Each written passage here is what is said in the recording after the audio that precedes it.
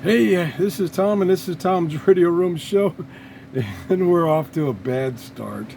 This is a radio from Jeff's collection. This is the Panasonic RF-537. There's the original box, in pretty good condition. And so I took it out of the box, and I went to open the back of it to put batteries in it, and here's what I found. Oh my gosh. There's those darn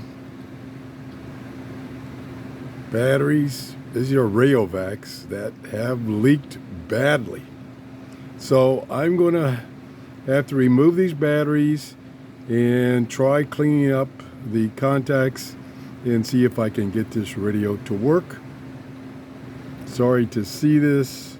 I know Jeff won't particularly like this situation either, but we will try to do a review. This is both AC and DC. There's the AC cord, which is included, and it uses two AA batteries, AM FM only. Okay, we'll see if we can clean it up and do another video. Bye bye.